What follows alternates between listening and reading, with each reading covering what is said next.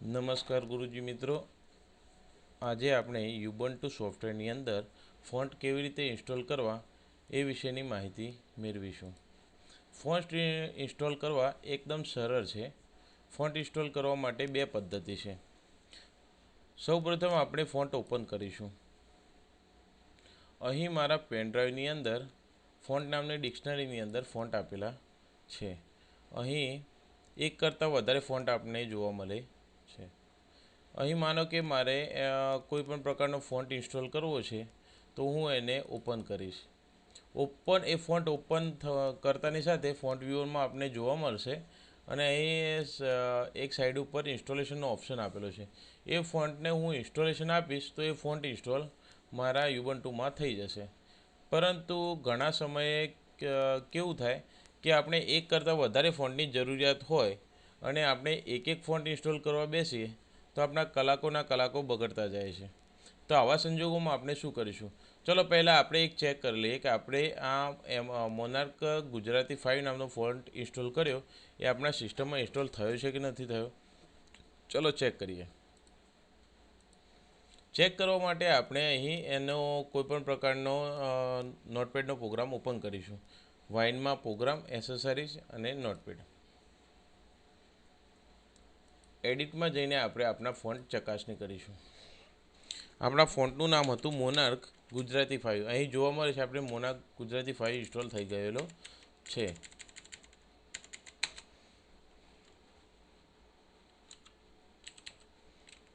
અહીં આપણે સરળતાથી જોઈ શકીએ છીએ કે આપણો આ ફોન્ટ ઇન્સ્ટોલ થઈ ગયેલો છે.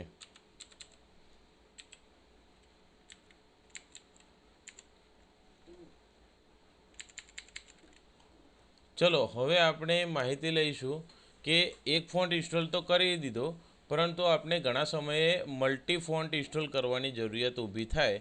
એ સમયે આપણે શું કરીશું? મલ્ટી ફોન્ટ ઇન્સ્ટોલ કરવા એકદમ સરળ છે. તો સૌપ્રથમ આપણે આપણી પેનડ્રાઈવની અંદરનું ફોન્ટ નામનું ફોલ્ડર ઓપન કરીશું. અહીં આપણે પહેલાં ફોન્ટને આપણે સિલેક્ટ કરીશું અને આપણા કોમ્પ્યુટર પર કીબોર્ડ પર જે શિફ્ટ નામની કી આપેલી છે એ કીનો આપણે પ્રેસ કરીને લાસ્ટ ફોન્ટને સિલેક્ટ કરવાથી આ બધા ફોન્ટ સિલેક્ટ થઈ જશે. અહીં આપણે 174 ફોન્ટ અહીંયા આપણે સિલેક્ટ કર્યા છે એવી માહિતી અહીંયા બતાવી રહી છે. હવે આપણે આને કોઈપણ ફોન્ટ ઉપર રાઈટ ક્લિક કરીને કોપી કરીશું. હવે આને ઇન્સ્ટોલેશન કરવા માટે સૌપ્રથમ યુબન્ટુ પ્રોગ્રામ ઓથેન્ટિકેશનમાં આપણે વાઇનમાં જશું. વાઇનની અંદર બ્રાઉઝ સી ડ્રાઈવ.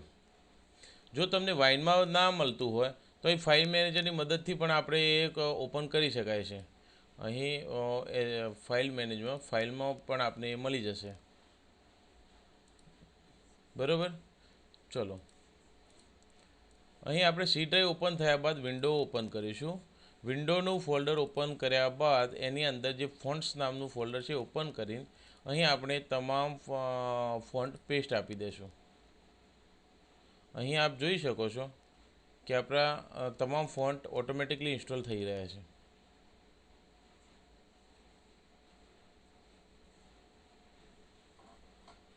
ચલો હવે આપણું ઇન્સ્ટોલેશન પતી ગયું છે. ઓકે, 144 આઇટમ સિલેક્ટેડ હતી એ અહીં આપણે પેસ્ટ આપી દીધી છે. હવે આપણે ફોન્ટની ચકાસણી કઈ રીતે કરીશું? તો ફરીથી આપણે નોટપેડ ઓપન કરીશું. વાઇન, પ્રોગ્રામ, એસેસરી અને નોટપેડ. ફોન્ટમાં જઈશું. ફોન્ટની અંદર જઈશું. અહીં જુઓ, પહેલાં આપણો મોનાર્ક ગુજરાતી 5 એકલો હતો.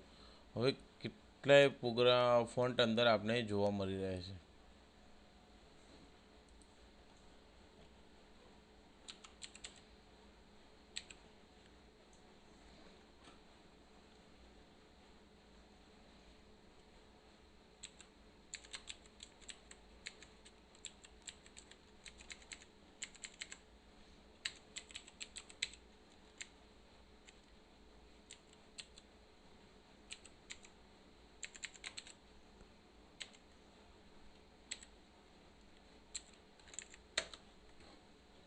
ઓકે, અહીં આપણે ફોન્ટનું પ્રિવ્યૂ પણ મળી રહ્યું છે.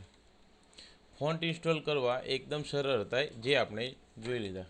આભાર.